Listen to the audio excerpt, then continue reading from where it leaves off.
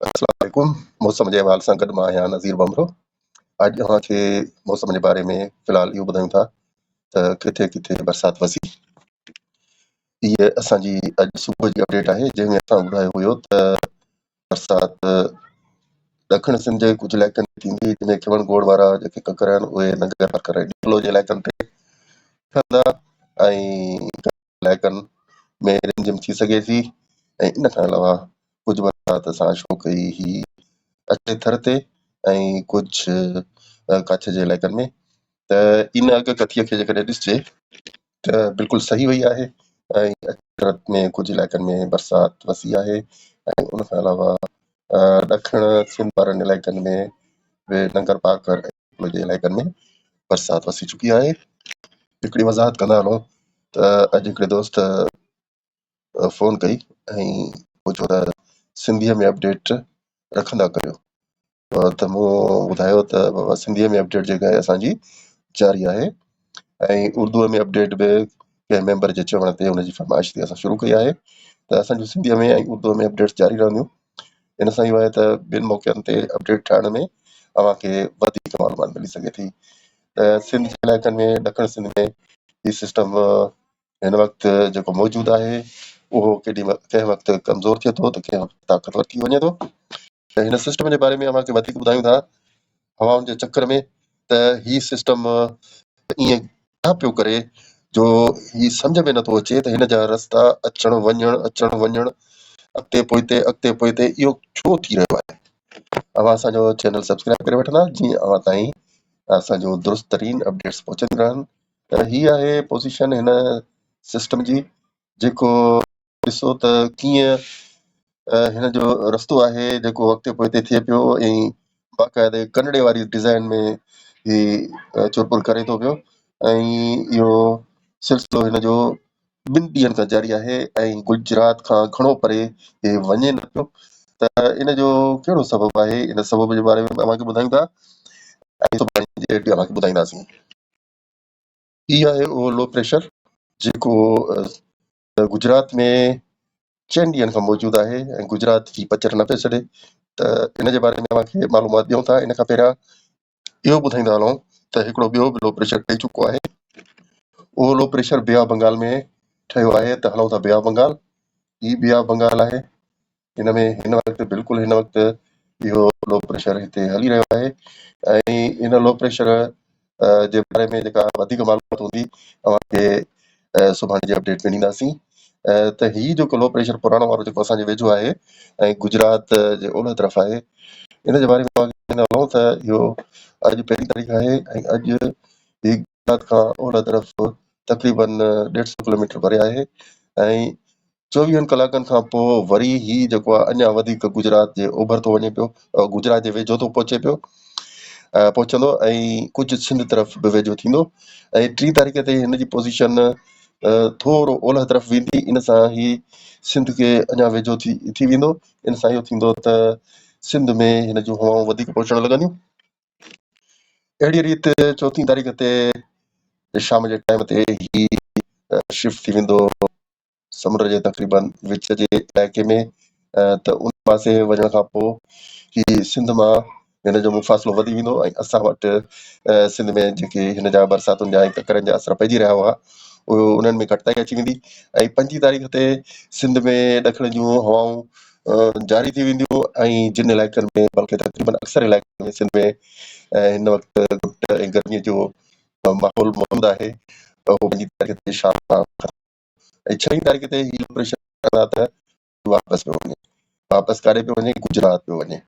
त 7 तारीख़ ते साॻे टाइम ते हिन वक़्तु ही 7 तारीख़ ते शाम जो 7 तारे एतिरो वेझो अची थो वञे गुजरात जे जो उन जूं हवाऊं गुजरात में दाख़िल थियणु शुरू थी वञनि थियूं ऐं ईअं ई 8 तारीख़ ते ही बिल्कुलु गुजरात जे मथां अची वेंदो ॿीहर लो प्रेशर। यानी कि ही लो प्रेशर गुजरात जी पचर छॾणु नथो चाहे। गुजरात सां हिनखे अलाए कहिड़ी मोहबत थी वई आहे, इश्क थी वियो आहे जो उनजी जान नथो छॾे पियो ऐं 9 तारीख़ ते ही वरी गुजरात खे छॾे समुंड में ईंदो। हाणे इन जे बारे में अव्हांखे इहो ॿुधाईंदा हलूं त ही अपडेट आहे ECMWF वारनि जी जेके डाटा प्रोवाइडर आहिनि त उन्हनि जी अपडेट ईअं ज़रूरी न आहे त सभु सही हुजनि। परे जी अपडेट हिन जी अक्सर ग़लति थींदी आहे।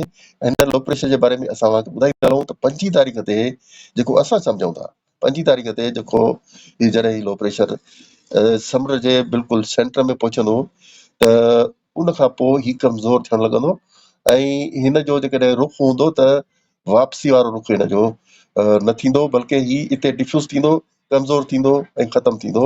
छाकाणि त हिते उतर जूं हवाऊं बि पहुचंदियूं, हिननि खे जेट स्ट्रीम्स चइबो आहे। ऐं इन्हनि उतर जे हवाउनि जे पहुचण सां, छो त उहे अक्सर ख़ुश्क हूंदियूं आहिनि, उहे हिन जी घिम खे डिज़ॉल्व करे हल करे ख़तमु कंदियूं। हिन लो प्रेशर जी घिम जॾहिं ख़तमु थी वेंदी त पोइ ही लो प्रेशर ऑटोमेटिक कमज़ोर थी ख़तमु थी वेंदो। त इहो जेको लो प्रेशर आहे इहो हाणे बहरहाल जेको आहे 25 तारीख़ खां पोइ सिंध में कंहिं बि क़िस्म जी बरसाति जो को बि चांस पैदा न कंदो। तव्हांखे असां हिन लो प्रेशर जे रूट जे बारे में ऐं रस्ते जे बारे में ॿुधाए छॾियो।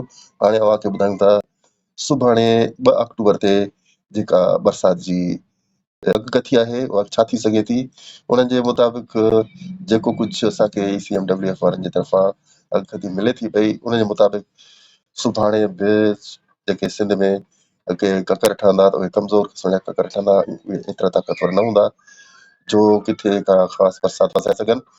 बहरहाल जेको CMWF वारनि जो चवणु आहे उन मुताबिक़ कुझु बरसाति जमशोर जे इलाइक़े में, कुझु कराची जे इलाइक़े में थी सघे थी। जेकॾहिं बरसाति न थी त ककर ज़रूरु ठहंदा हिननि इलाइक़नि में, ऐं शहदादपुर, सागड़ ऐं खिपरो जा इलाइक़ा उन्हनि में कुझु ताक़तवर ककर ठहंदा। ऐं इन खां अलावा नंगर पार्क जे इलाइक़नि में कुझु बरसाति जो इम्कान मौजूदु आहे जेको शाम जे वक़्तु थींदो। ऐं इन खां पोइ राति जा 12 थी वेंदा त जेकी इलाइक़ा नंगर पार्कर जा आहिनि ऐं ख़ासि तौर ते मिठी, इस्लामकोट ऐं दीपलो जा इलाइक़ा, बदीन जा इलाइक़ा, उन्हनि में 2 अक्टूबर ते कुझु हल्की फुल्की बरसाति मुमकिन आहे। बहरहाल ही सिस्टम हाणे वरी जीअं CMWF वारनि जो चवणु आहे, उन्हनि जी अॻकथी आहे त सिंध जे वेझो अचे पियो। त सिंध जे वेझो ईंदो त 3 तारीख़ ते ही इन इलाइक़े में एतिरो वेझो थी वेंदो सिंध जे बॉर्डर जे इलाइक़े खे जो हिन जा 3 तारीख़ ते कुझु वधीक ककर ॾखिण सिंध जे जेके बिल्कुलु बॉर्डर वारनि इलाइक़नि ते बि ठही सघनि था ऐं उन्हनि में इम्कान बरसाति जो थी सघे थो, जीअं ठट्टो, बदीन, मिठी ऐं नंगर पार्कर जा इलाइक़ा, चोड़ जमाली। ऐं यानी 3 अक्टूबर ते कुझु बरसाति हिन जे सिस्टम जे आउटर बैंड्स मां खैरपुर जे इलाइक़नि में ऐं दादू जे इलाइक़नि में ऐं कुझु कीर्तर जे इलाइक़नि में थी सघे थी। इन खां अलावा ॿुधाईंदा हलूं त जेके मुल्क जा उथिया इलाइक़ा आहिनि उन्हनि में बरसातूं शुरू थियण वारियूं आहिनि। असां अॻु में ॿुधाए चुका आहियूं त बरसातूं हल्कियूं फुल्कियूं त उन्हनि इलाइक़नि में सभिनी में हलंदियूं रहंदियूं, यानी उत्तर बलूचिस्तान, KPK, पंजाब, उत्तर जा इलाइक़ा, कश्मीर, गिलगित ऐं इस्लामाबाद। पर 4 तारीख़ खां ख़ासि तौर ते वधीक ओलह जो सिस्टम ताक़तवर अची वेंदो जेको इस्लामाबाद खां अलावा ॿियनि केतिरनि इलाइक़नि में बरसाति वसाईंदो ऐं उन इलाइक़नि में KPK जा इलाइक़ा, गिलगित बल्तिस्तान में बर्फ़बारी ऐं कश्मीर में बर्फ़बारी जा इम्कान मौजूदु आहिनि। त इहे सिस्टम 25 तारीख़ ताईं हलंदा, जिन जे बारे में असां तव्हांखे अॻुवाट ॿुधाए छॾियूं त हीअ अॻकथी बिल्कुलु दुरुस्त आहे ऐं उन्हनि इलाइक़नि में बरसाति थींदी, पर एतिरी बरसाति न थींदी जो चइजे त को नुक़सान थी सघंदो। बरसाति हल्कियूं फुल्कियूं थींदियूं ऐं 25 तारीख़ ते जेकॾहिं कुझु थोरी वधीक बरसाति थींदी त उहा डेरा बुगटी ऐं कश्मीर वारनि इलाइक़नि तरफ़ थी सघे थी ऐं डेरा इस्माइल खान इलाइक़नि में थी सघे थी, पर पंजाब में पूरो सिस्टम ईंदो। इन जे बारे में अॻिते तव्हांखे अपडेट्स असां ॾींदा रहंदासीं। असांजो चैनल सब्सक्राइब करे वठंदा, असांखे ॾींदा इजाज़त। अल्लाह हाफ़िज़।